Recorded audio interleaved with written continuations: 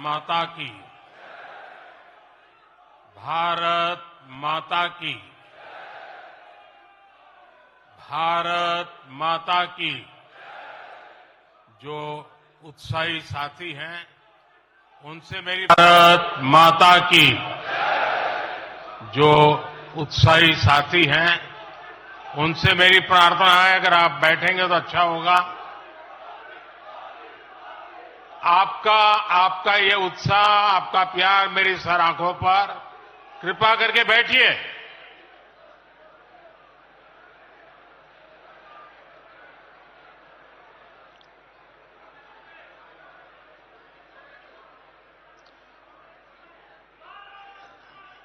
थोड़ी जगह कम पड़ रही है, मेरी सबसे प्रार्थना है, भले नीचे बैठना पड़े लेकिन अगर आप बैठेंगे तो अच्छा होगा। इधर से मेरे साथियों से आग्रह है, आप यहां सुनाई देता है मेरी बात? सुनाई देती है?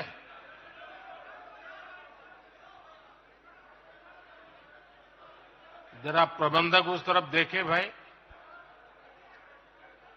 जगह नहीं है तो कृपा करके आप कहीं पर भी नीचे बैठ जाइए।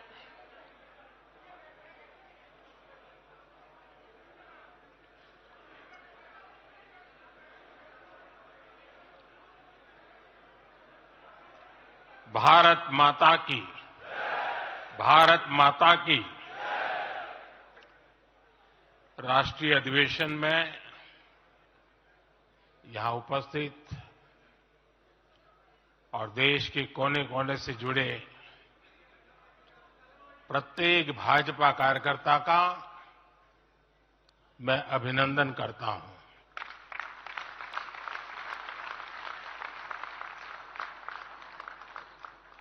भाजपा का कार्यकर्ता साल के हर दिन 24 घंटे देश की सेवा के लिए कुछ न कुछ करता ही रहता है।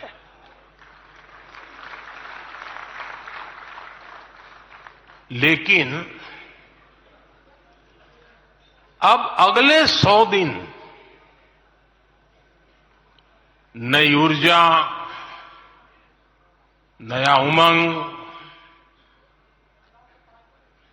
नया उत्साह, नया विश्वास, नए जोश के साथ काम करने का है। आज 18 फरवरी है और इस कालखंड में जो युवा 18 वर्ष के पड़ाव पर पहुंचे हैं वो देश की 18वीं लोकसभा का चुनाव करने वाले हैं।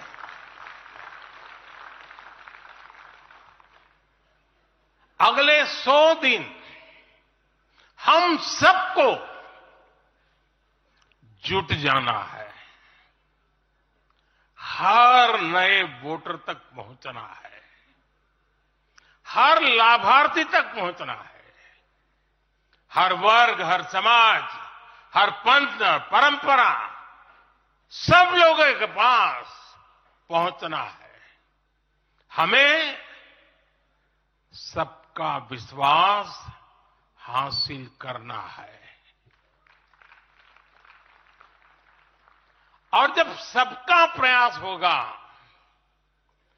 तो देश की सेवा के लिए सबसे ज्यादा सीटें भी बीजेपी को ही मिलेगी।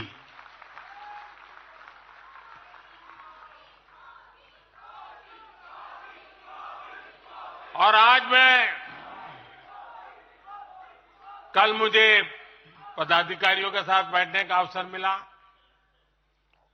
कल दोपहर से आप सबके साथ बैठने का अवसर मिला। मैं नड्डा जी को और उनकी पूरी टीम को और आप सबको बधाई देता हूं। जब मैं पदाधिकारियों की बैठक में साल भर के काम का रिपोर्टिंग सुन रहा था, मैं सचमुच में इतना प्रभावित हुआ कि भाजपा के कार्यकर्ता सत्ता में रहने के बावजूद भी समाज के लिए इतना करते हैं, दिन रात दौड़ते हैं, संकटों के बीच भी करते हैं और सिर्फ भारत मां की जय के लिए करते हैं। ये 2 दिन भी जो चर्चा हुआ, विचार विमर्श हुआ है, देश के उज्जवल भविष्य के लिए हमारे संकल्प को दृढ़ करने वाली हर बातें हुई है। मैं इस भव्य आयोजन के लिए प्रेरक विषयों के लिए आप सबको भी, देश भर के कार्यकर्ताओं को भी नड्डा जी के माध्यम से सबका अभिनंदन करता हूं। साथियों, आज मैं समस्त देशवासियों की तरफ से संत शिरोमणि आचार्य श्री 108 पूज्य विद्यासागर जी महाराज को श्रद्धापूर्वक, आदरपूर्वक नमन करते हुए श्रद्धांजलि देता हूं। उनके संलेखन समाधिस्थ होने की सूचना मिलने के बाद उनके अनुयायी शोक में हैं, हम सभी शोक में हैं और मेरे लिए तो यह एक व्यक्तिगत क्षति जैसा है। वर्षों तक मुझे व्यक्तिगत रूप से अनेक बार उनसे मिलने का, उनके दर्शन करने का, उनके मार्गदर्शन प्राप्त करने का अवसर मिला है। कुछ ही महीने पहले ऐसा ही मन कर गया था, मेरे प्रवास कार्यक्रम को बदल करके बहुत सुबह सुबह मैं उनके पास पहुंच गया था। तब पता नहीं था कि मैं दोबारा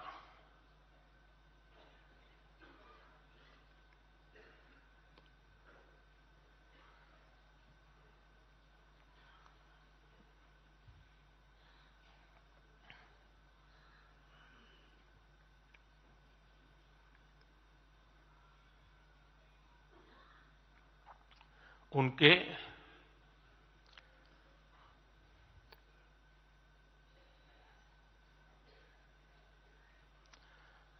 दर्शन नहीं कर पाऊंगा।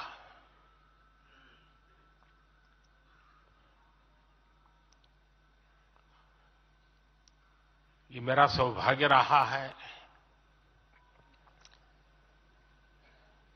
कि पिछले 50 से भी ज्यादा वर्षों से मुझे देश के गणमान्य आध्यात्मिक मूर्तियों के निकट रहने का, उनके आशीर्वाद पाने का अवसर रहा है और इसलिए मैं उस आध्यात्मिक जगत की उस शक्ति को भलीभांति जानता हूं, समझता हूं, अनुभव करता हूं। आपको सुनकर के आश्चर्य होगा कि वे तो दिगंबर परंपरा से थे। उनका जीवन कैसा होता है हम जानते हैं, लेकिन शायद ही कोई ऐसी महत्वपूर्ण घटना ऐसी नहीं होगी या मेरी तरफ से कुछ महत्वपूर्ण किसी काम में मेरा संबंध आया हो, 24 घंटे के भीतर भीतर उसका एनालिसिस करके मुझे उनका संदेश आता था। यानी कितने जागरूक थे।